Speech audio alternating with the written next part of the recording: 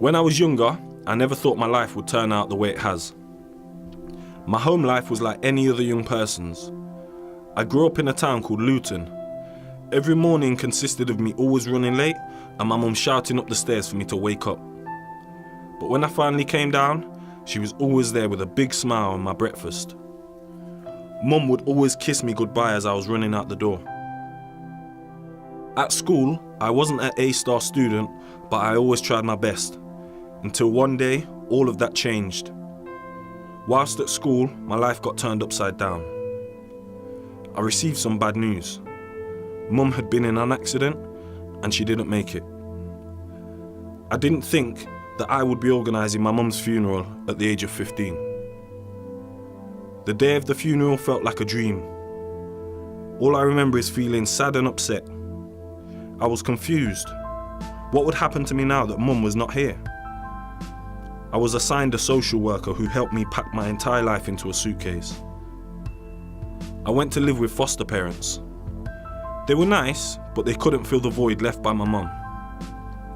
To fill this void, I started hanging around with new friends, who I knew weren't good for me, but they were the only ones who always had time for me. I started drinking and experimenting with different drugs. As a result, I wasn't putting in any effort at school and this led to my grades dropping. On my 16th birthday, I decided to celebrate in style and went out partying with my friends. The night did not end as planned. We got involved in an incident which led to the police being called. When the news got back to my foster dad, this was the last straw and he asked me to leave.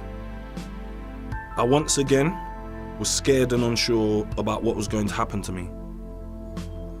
A meeting was held and I was told to attend an interview at a place called Mary Seacole Housing Association. The staff were nice and welcoming and invited me to move in on the same day. In the first week, I made new friends and I met somebody that they said was my key worker. My key worker was great. They supported me with things such as how to cook, wash my clothes and keep my room clean.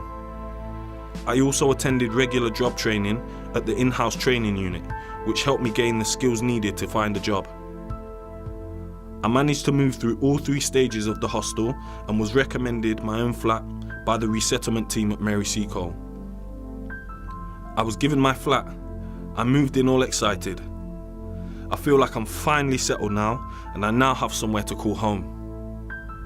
After 2 months of living independently, I got promoted at work where I met my caring girlfriend Rebecca. My future is looking bright and I feel like I have achieved so much and finally I'm starting to enjoy life.